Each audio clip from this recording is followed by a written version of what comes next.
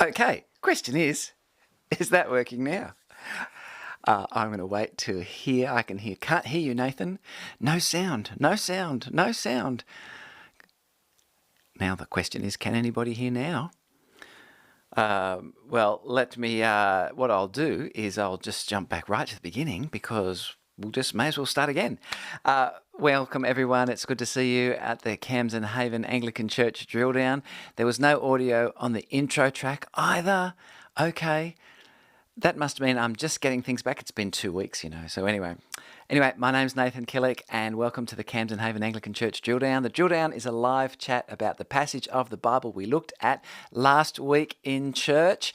And you can always check out what we have talked about at church on our YouTube channel. And we do all of this because we are persuaded that growing in our knowledge of God will mean growing in our relationship with God. And this week, we continue our scrolling series on the book of Ruth. And I've called it Farmer Wants a Wife because basically that's the sort of thing that happens. Now, because I wasn't quite ready with our intro stuff, I'm going to have to do this. And then let's see if this will work.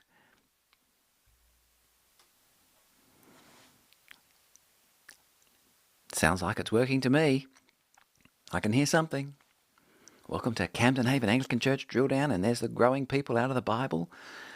Oh, look at that. That is a very strange looking guy. I don't know if I'd listen to him if I was you. He looks a bit dodgy. I wonder if this is still working. It is. Hello. And so I haven't quite worked out. I haven't quite got this. If I go like that, I go out of the screen. Anyway, that's all right. I'm going to pop off and I'll be back in a sec. Well, there we go. Friends, as I said before, coming to you today a little earlier than usual. I have a monthly meeting tomorrow, which is a challenge because I was away last week. I didn't preach on the book of Ruth last Sunday. I've had one less day to prepare for drill down, so never fear. I'm confident that something we say in the next 45 minutes or so will have some relevance to someone somewhere in the world. And having said that, it seems that we've had an increasing number of people tuning in and watching. So if you are new to the drill down, welcome, make yourself known, do that, subscribe and hit the like button and hit the bell so it tells you when stuff's coming on and comment and all those sorts of things, but only do it if you think it's worth it. So maybe you don't want to do it yet, you want to wait till the end. Well, there's a few people watching. Let's have a look now. Everyone's telling me that the sound's back on, which is great. And that's always helpful when you don't want to just look at me. Can hear you, but we can't hear the intro track music. That's interesting. I'll have to check that one out. That will have impact in a moment. All right, I'll check that out. Cheryl and Alan have said, hello everyone. Would like to share that we now have 4 mums and 7 children in our Lake Cat-Eye playtime. Wow, that is amazing. We've been praying for that and that's really good news. Thank you for sharing that, Cheryl. And that's good because we are like a small group as we meet together on a Wednesday night, even though it's via video and TV or computer or whatever you're watching it on. But it's good to hear what God is doing in the lives of people and in our church. So that's cool. Great stuff. Now, what I want to do tonight is look at the book of Ruth. But what I'm going to do is we're going to listen to somebody else give just a 5-minute rundown of the book of Ruth. We'll listen to him together. We'll have a bit of a chat about what he says, and then we're going to focus on Ruth chapter 4. So I feel like on Sunday, both Simon and Tim did excellent jobs in preaching the message of Ruth. Chapters 1, chapters 2, chapters 3. I really felt like maybe we needed to dive into chapter 4 a little bit more. And so what we'll do tonight is we'll do that. We'll have a look at chapter 4. So I'm going to do this, and it's this guy.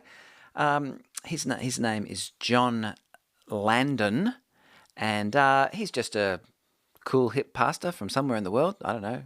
We could probably work out by his accent sooner or later.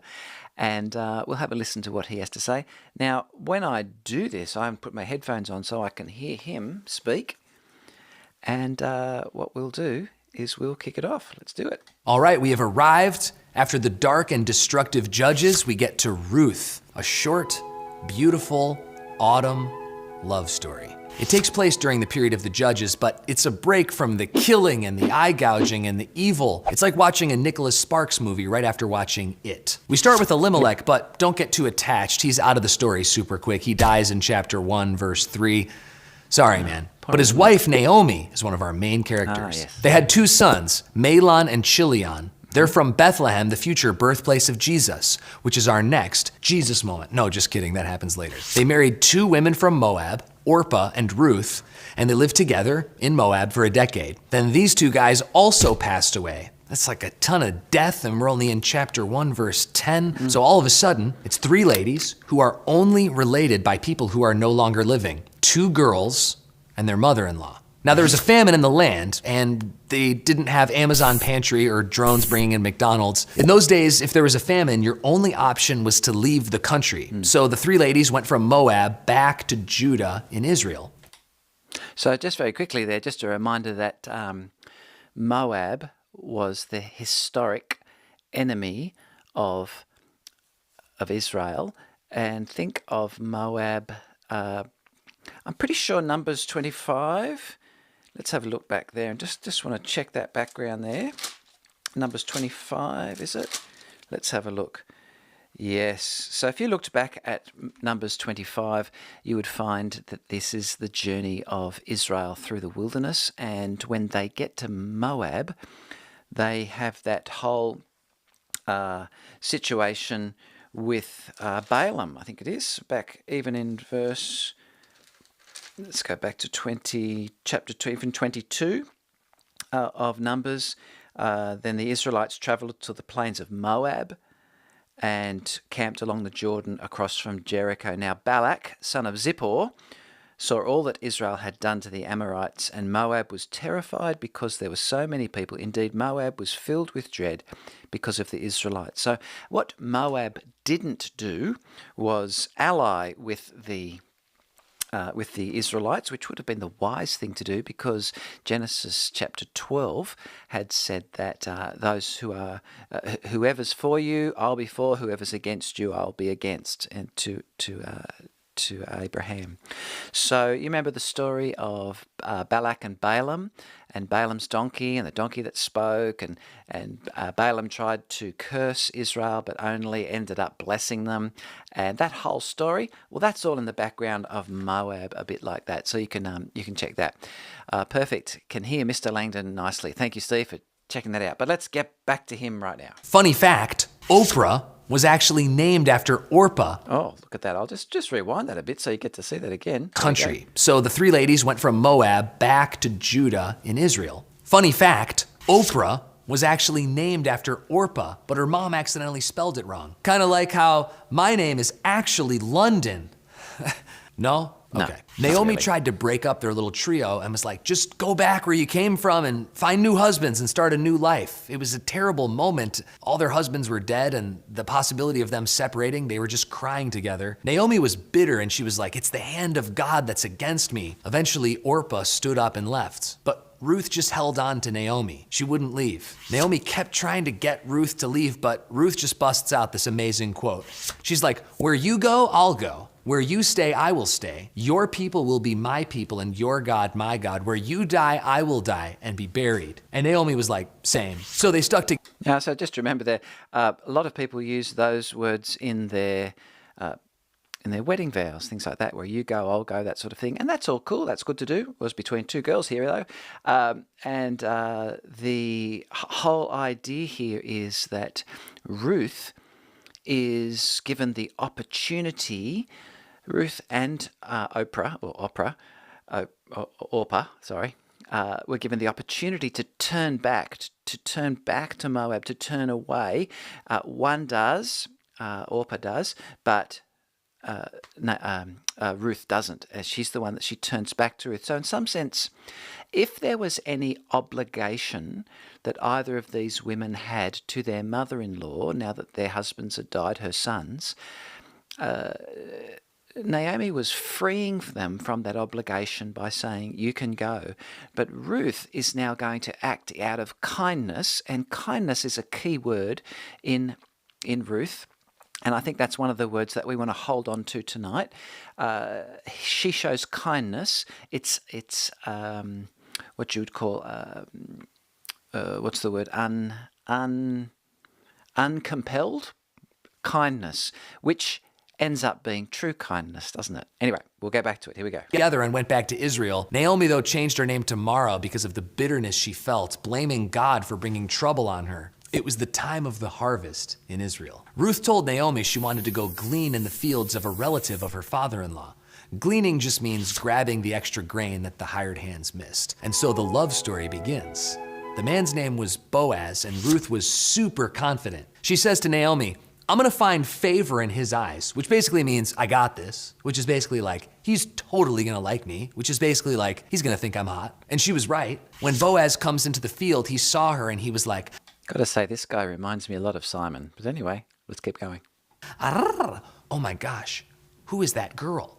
So Boaz goes over to her and he's like, Ruth, stay in this field. I'll make sure you're safe and you can drink my water. Boys, don't try that pickup line at church. It'll be super weird. And Ruth was like, why are you being so nice to me? I'm a Moabite. And Boaz was like, I heard how faithful you were to Naomi. That was awesome. So Boaz invites her to lunch and gave her more food than she could eat. And then he told his workers to let her take any grain she wanted and not to stop her. Smooth, Boaz. So Ruth goes home and she tells Naomi everything, and then she keeps going day after day to glean in Boaz's fields through the harvest season. Naomi gives Ruth some crazy advice. Just before we get to the crazy advice, just note there that Boaz is giving to Ruth, and then Ruth gives to Naomi. Boaz fills Ruth's arms with barley and then hands that to Naomi. Now remember, beginning Naomi is empty, and each time she's experiencing a fullness that comes here, but we're going to check that out a little bit later. So I'll just go back a bit. Let's jog it there. Let's go back so we get a little bit of extra. Keeps going day after day to glean in Boaz's fields through the harvest season. Naomi gives Ruth some crazy advice. She's like, go present yourself as a possible wife to Boaz. Maybe he will redeem you. So according to their customs, she went in the middle of the night and lay at Boaz's feet. He was startled awake and he was like, what? It's a woman at my feet. And Ruth was like, redeem me. Girls, don't try that line either. It'll be super weird. According to the customs of those times, the closest redeemer actually had the right to Ruth in her land first. So Boaz goes and meets with that guy and explains, if you want the land, you got to marry Ruth and you got to carry on the legacy of her dead husband. The guy was like, meh. So Boaz was like, okay, I'll do it. I mean, I wasn't planning on it, but if you don't want to, I guess. And then he totally just dances home. And then according to the customs of the Jewish people, he married Ruth. They had a son, Obed, who, wait for it, becomes the grandfather of King David and the father of future descendant Jesus. There are so many pictures and theology lessons in this love story. 1, women are equal to men in God's eyes. 2, God's heart was to redeem all people, not just the Jewish people. And 3, Boaz is a great picture of Jesus Christ. He's both the kinsman redeemer and the seed that is still being traced. Remember Genesis 3:15 about the seed of Eve? That narrative is still being traced through thousands of years. Now we've reached another crazy element in the story of the line to Jesus. That's the story of Ruth, an unlikely love story of God's redemptive heart, which fits right into the narrative of Scripture. God created, man fell, Jesus promised, Jesus fulfilled, Jesus followed, Jesus returning, and the Bible is God's word. Okay, well, there we go. There's a bit of a difference for this evening on how we're doing things, but there is a bit of an overview of the book of Ruth, and we should get. It's very helpful for us to keep getting that story into our head to see what it has to say. But what we want to do now is have a look at chapter 4. So I'm going to jump to that, and I'm going to jump on there. Now, one of the things I wanted to get was a book. So excuse me for a minute while I go and grab that book from my desk. You guys just talk amongst yourselves, or you can begin to read chapter 4. I'll be back.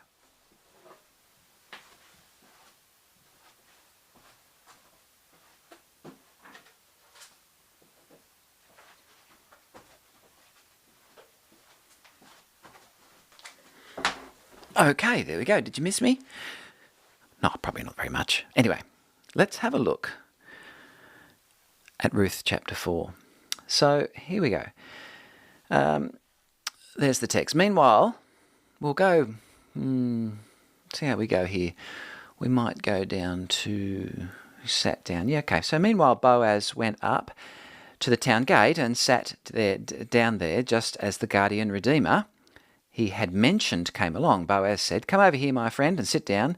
So he went over and sat down. Now, what we've got to remember from chapter 3 is that Boaz says to Ruth, there is someone else who has a claim. So in the law of the land, that is in the law, in God's law, there was this thing that needed to happen, as if you needed help, your family were to help you out, and then your closest family had the first responsibility to help you out, which makes sense, doesn't it? And so that closer family member to Naomi had the responsibility to help out Ruth and Naomi. So what Boaz had to do was make sure that he went to him first, and we never actually hear his name, but he does just say that. He says, I've got to go and find that guy and talk to him. And it says here, meanwhile, Boaz went up to the town gate, and there, just as the guardian redeemer he had mentioned came along. Now, the point here, I think one of the cool points here is that. So I just changed my chair and work there. Let's go down a bit. There we go. One of the points here is coincidence and providence meld together in the book of Ruth, and even more in the book of Esther, which we'll see in a couple of weeks' time.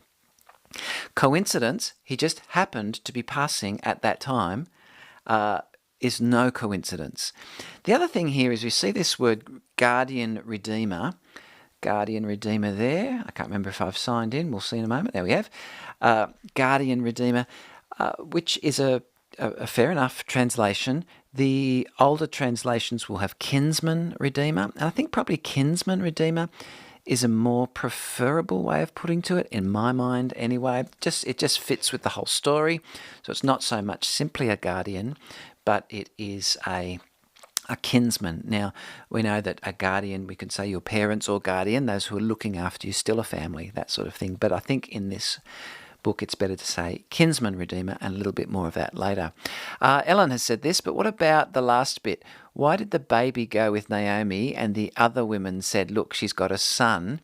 Did they really think she was hers, or did they mean grandson? I found this a bit puzzling. Well, thank you, Ellen, because what Ellen has done is spotted the actual climax of the story. It has an arc, and it goes from emptiness to fullness. In the beginning, Naomi has empty hands. She is empty. She is mournful. In the end, she has full hands. What are they full of? Full of a child. So thank you, Ellen. You have preempted well the question that we're going to look at. But let me go back to there, and we'll keep having a look at Ruth chapter 4. Now, what's the next bit that happens in the story? So Boaz took 10 of the elders of the town and said, sit here. And so they did. Then he said to the guardian redeemer, Naomi, who has come back from Moab, is selling the piece of land and that belonged to our relative Elimelech.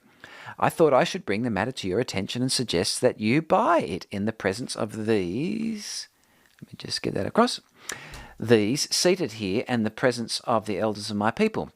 If you will redeem it, do so. But if you will not, tell me, so I will know. For no one has the right to do it except you. I am next in line. So you can see there that closer relative to Naomi was this unnamed, underline unnamed man. We never find out his name. And we'll see why I think that is the case a little bit later on. He says straight away, I will redeem it. Now, why is he so keen for this? I think he's so keen for this because he sees this as an excellent business opportunity. So basically, when we hear that story, we go, no, you're not the guy that's meant to marry Ruth. Boaz is the guy that's meant to marry Ruth. It's this farmer wants a wife. This is the wrong person. Bring some drama to the story. Channel 7, Channel 9, Channel 10, whoever does farmer wants a wife, they were second in line when it comes to the drama that the Bible creates. Anyway, we say, oh no, we don't want Mr. No Name, Mr. Who's He What's It, Mr. So-and-so, as Simon put it on Sunday, to be the one. We want Boaz to be the one. And so the reason that Mr. So-and-so would have thought this was a good opportunity is because he would have said, well, let's say, okay, if I take on Naomi, that means I have to feed her. Well, she's an old lady. She probably won't eat that much. And she's an old lady. That means she won't be around that much longer. So this is a great deal. So when I get all this, when I pay out this money, get this inheritance, it applies to my family. She's going to die off soon. All my boys or girls or whatever family I've got, they'll have a bigger inheritance. That'll be pretty good. So the drama builds. Now, Eleanor said, do you think that he knew that the unnamed man would say no? I think he was hoping the unnamed man would say no, but I don't know what he thought it meant, but what he thought that person would say. However, he does seem to be ready for the man to say, yes, I will do it, because then he adds this bit, and I think this is not a funny bit, but it brings some humour into it. So the guy has said, yeah, I'm going to take that deal. That is a great deal. And then Boaz says in verse 5, let's go to that verse 5.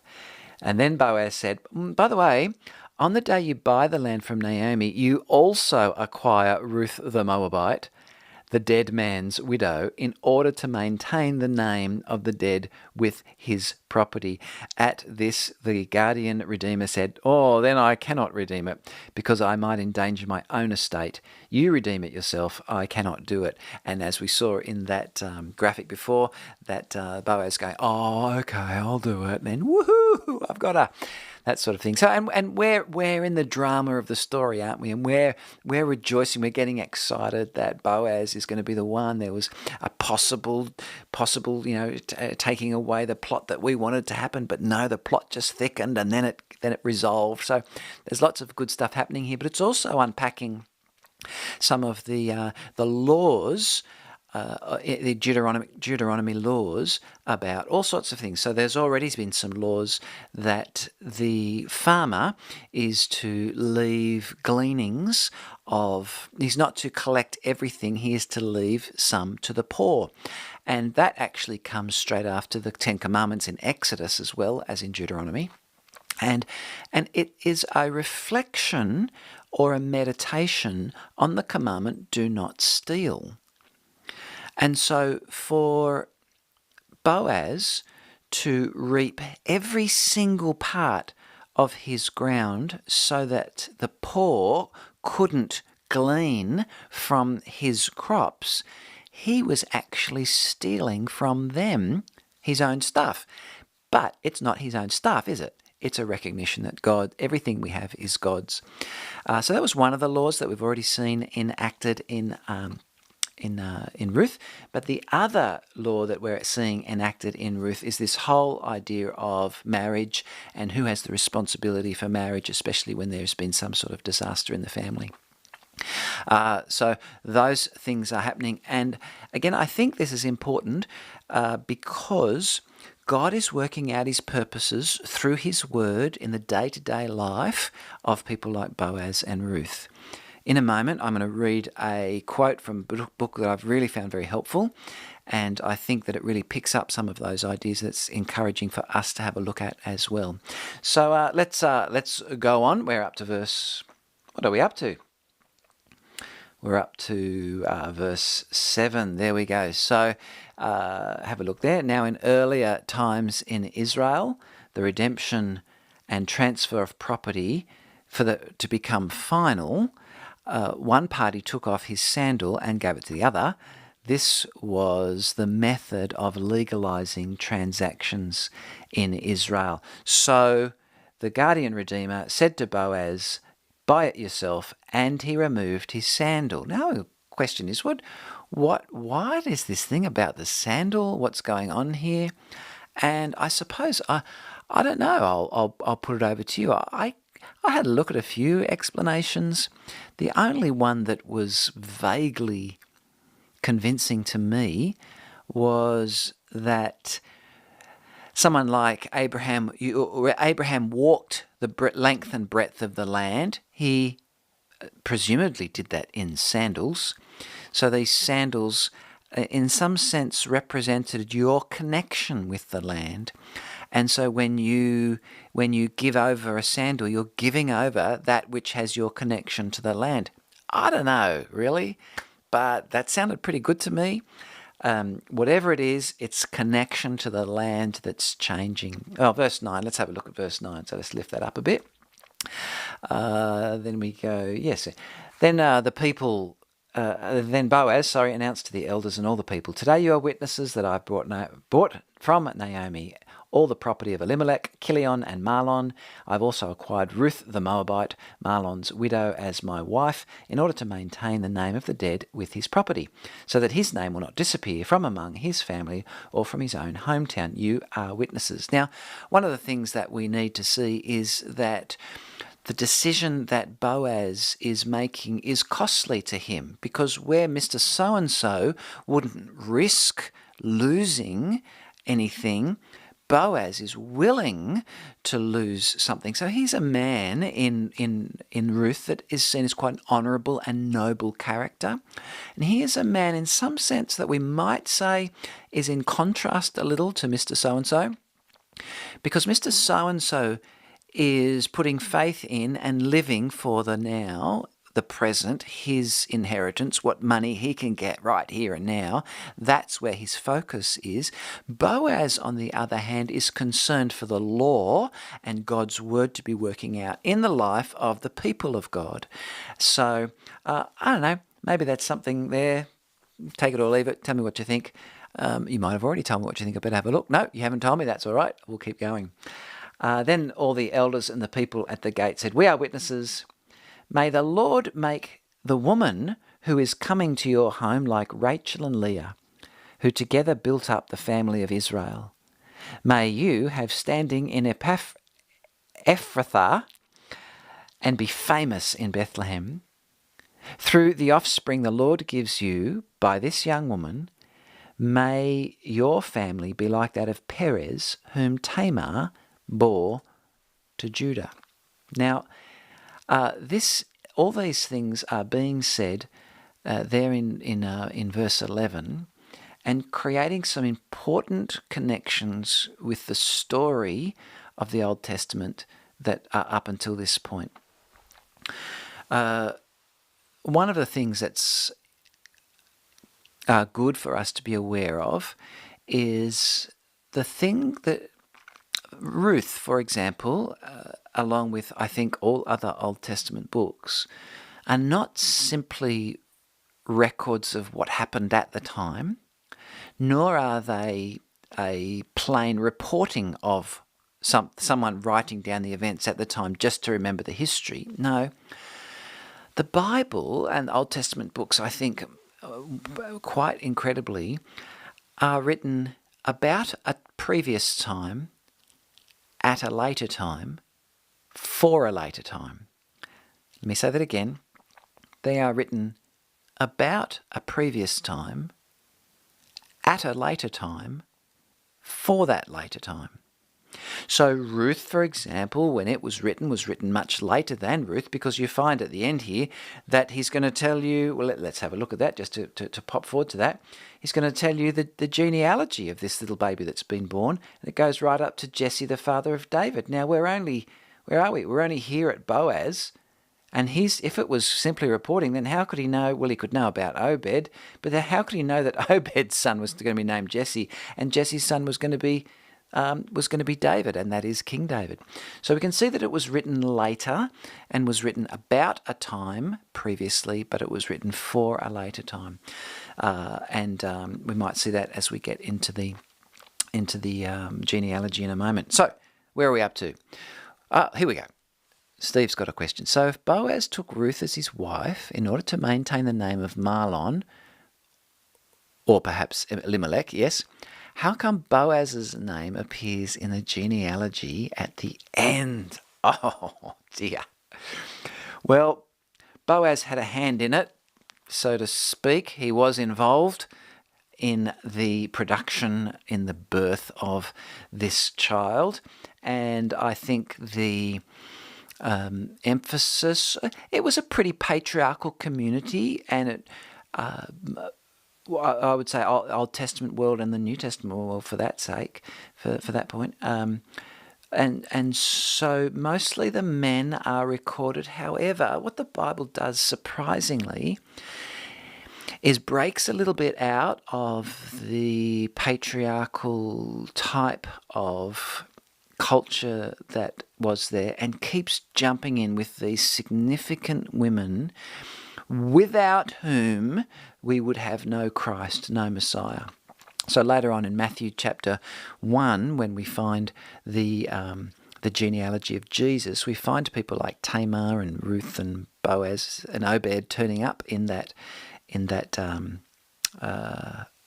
genealogy. So I think possibly an answer or a suggestion to that is that Boaz's name, right, but why Boaz instead of... Oh, I see what you're saying. Okay. Because it was the name. Okay. Good question. I'm not sure. Really good question. And the cogs are spinning in my head at the moment. I'm going to have to keep thinking about that one. Thank you. Great question. See what happens in Bible study? People ask great questions we haven't thought about, then we have to dive into it and we find more stuff out than we would have if you just listened to me. That's fantastic. So thanks, Steve. I think we'll investigate that one and see what we come up with. So I just want to see there's a number of connections here. Let's have a look. So Boaz took Ruth and she became his wife, made love to her. The Lord enabled her to conceive and she gave birth to a son. The women said to Naomi, "Praise be to the Lord." Let's just get that. The women said to Naomi. So there is some women speaking here. "Praise be to the Lord, who this day has not left you without a guardian or kinsman redeemer. May he become famous throughout Israel." Well, that certainly happened. He's famous in the whole world, not just Israel. "He will renew your life and sustain you in your old age. For your daughter-in-law, who loves you and who is better to you than 7 sons, has given him birth." So again, here is a woman who is better than 7 sons.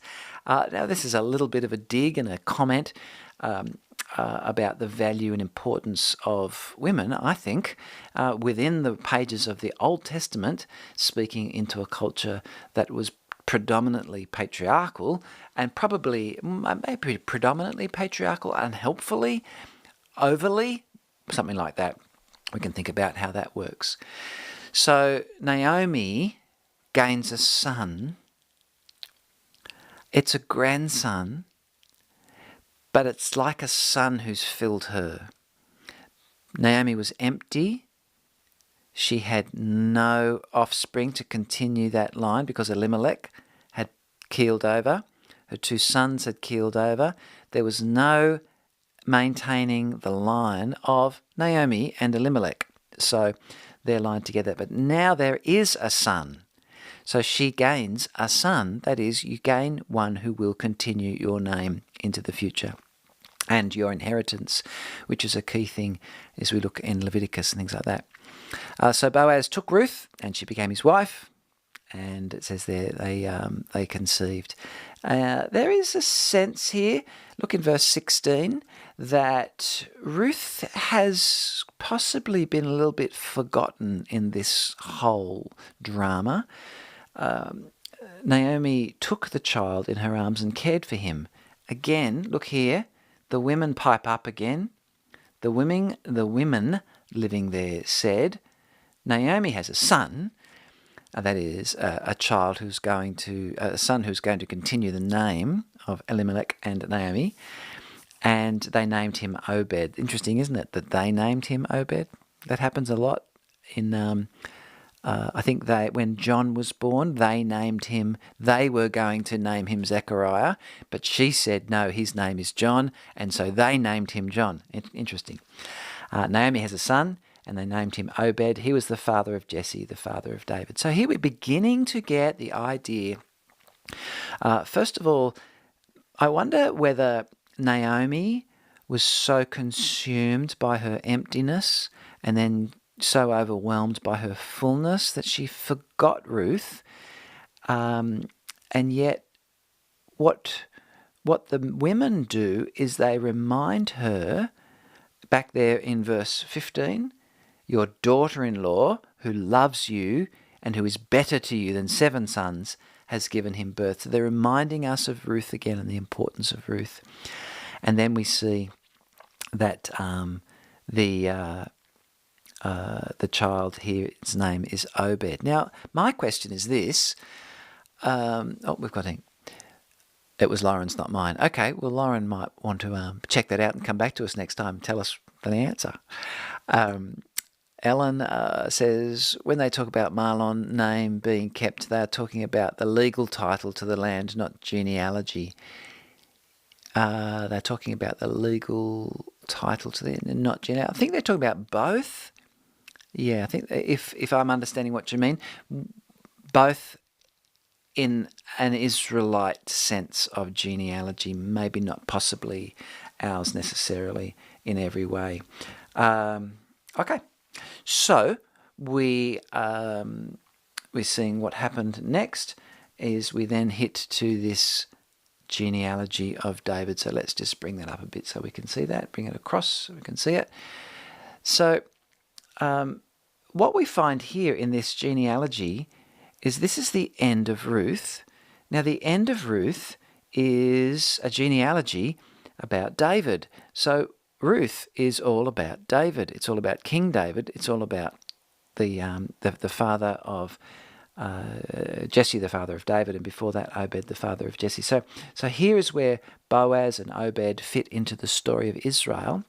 And here we have, in this seemingly insignificant family, working out the law of God in their lives is actually God working out his purposes, not in spectacular ways, but by the very normal sorts of things of day-to-day stuff. So, and that's just one of the points that I was keen to bring out together with us today. Let's just bring that up a bit so we can see all of that. There's a few footnotes there. First of all, David is the reason for the story. David has not even been born yet. But this is not just recorded history, as I was saying. This is theological history. And so this is written for a time, at a time later, about a time previous, for that time later. It's not just recorded history, but it's theological history. These are stories about a previous time that apply to a later time. Now, one of the great things I want to read, it's from this book. And so I'll go to, let's go to that one. This one. It's called 5 Festal Garments, and it's by the great Barry Webb. And now one of the great things he says, it's on page 53, so I've just got to find 53, which I really loved. Here we go. I even marked it a bit there, so let me read it to you. I'll put it like that. We're up to here. He says this, so the book of Ruth expands and deepens the concept of salvation history. It shows us that salvation history is continuous and not intermittent, and is just as really being advanced when miracles are absent as when they are present. It shows us that those whom God saves by signs and wonders, as at the Exodus, he continues to save by his providential workings in the day-to-day in their day-to-day lives, and that his kindness, chesed, by which Israel is built up, is to be found not only in great national deliverances, but in the ways covenant people treat one another on a daily basis. And I've circled Esther because we're going to find out a bit more about Esther a little later on. So can you see wonderfully what Barry Webb is saying there is that we can look at the Exodus and go, whoa, big salvation event. But then we look at the story of Ruth and Boaz, and it's just a normal love story, really. It's just a story of two people working out the law in their own lives. And yet we find in the, and yet we find in the genealogy is that this whole normal event of two normal people working out the law of God in their lives is actually going to issue in the great salvation event of not only King David being born, but as Matthew will tell us in Matthew chapter 1, of Jesus being born. So what do we see from this whole book of Ruth? We see this movement from emptiness to fullness. Naomi was empty in the beginning. In the end, she is full.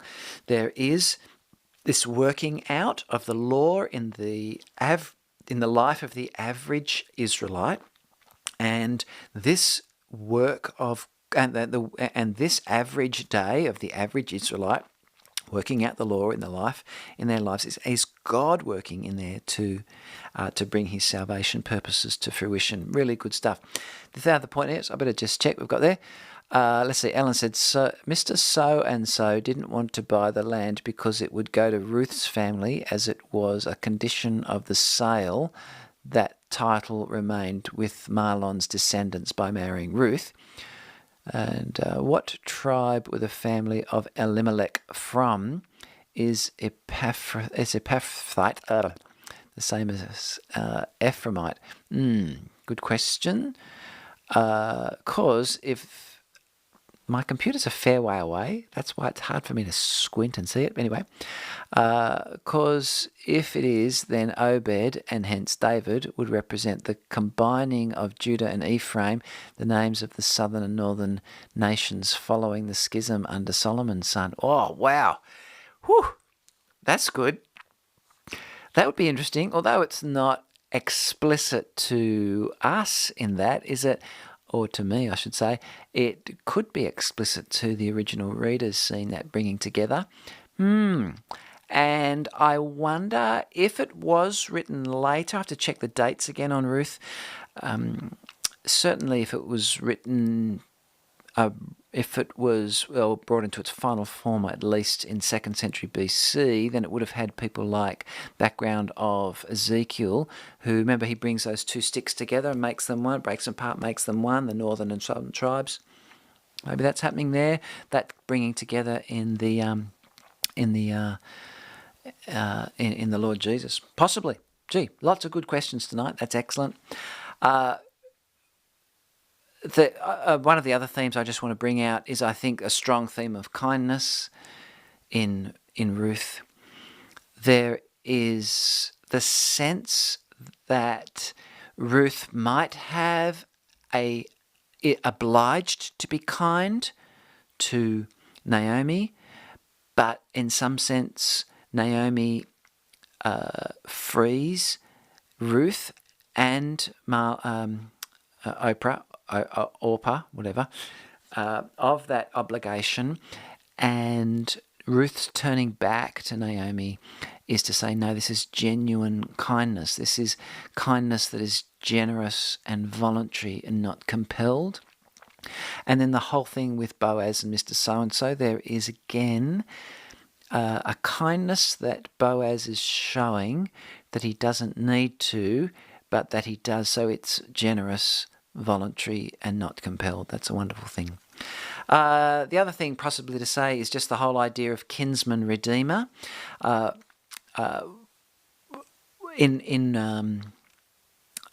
things to say. First of all, in the end, who is the redeemer in Ruth? Is it Boaz or is it Obed? Boaz is a kinsman redeemer, but then when Obed is in the arms of Naomi, the women say, God has given you a redeemer. Now, is it talking about Obed? Well, if it is, then yes, that will, that's that nice line towards the Lord Jesus, who is the Redeemer. So that's another question for us to think about there. Still waiting for the bit about the baby being with Naomi, but not really being her son, but Ruth's. Oh, okay, sorry. I might not have been very clear with that one. I suppose the baby was not Naomi's son. We know that because Ruth gave birth to the baby. But the baby was a son for Naomi in the sense that the continuation of her and Elimelech's line and inheritance would continue not only into the future, but indefinitely into the future, because it unpacked in Jesse and in David and right through to the Lord Jesus. So I think when we think son, we think simply baby boy that I've had. But here it's son in an inheritance style of things. There's a much bigger picture that's going on there. So they're not saying that so Obed is the Redeemer, yeah, and this is the one that is being given. I think I want to finish by saying, if you remember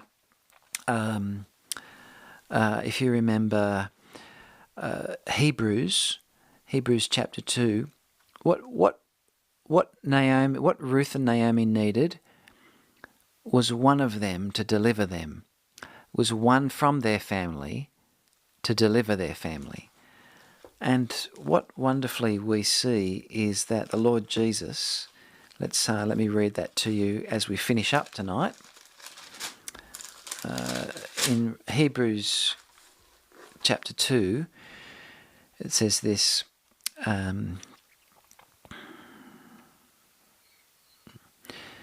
Hebrews chapter 2 verse 14, since the children have flesh and blood, so he too shared in their humanity, so that by his death he might destroy him who holds the power of death, that is the devil, and free those who all their lives were held in slavery by the fear of death. So here we have this idea of the incarnate Jesus who becomes one of us to save us. He is a kinsman redeemer. He is a human redeeming humans, and that's exactly what we need. We need a human in heaven, and the human in heaven is Jesus, who has brought humanity to heaven, and so we can be conscious and sure that he has redeemed us and will bring us that life. Well, I want to finish now. Steve said, parents, how to raise a baby. Parents, what? Oh, that's cool. That makes sense. Okay, I'm glad they got it to Ellen. But what is Steve saying? Parents, how to raise a baby. Maybe give... I don't know. You've got me there. Have I not read the thing before? Lauren also just reminded me of a story from my mum regarding Persian culture. The firstborn child of the family is normally given to the grandparents to raise so that a new mum can learn from her. Oh, I see. Parents, how to raise. Yeah, well, give it a go. See how you go. All right. Well, thank you very much for being here tonight. I look forward to next week, which we'll be looking... Next week, we will be thinking about Lamentations. Lamentations really means tears. That's what we're looking at, and we're going to have a check out what they are. So I'm going to have to do this and then scroll to that and say farewell.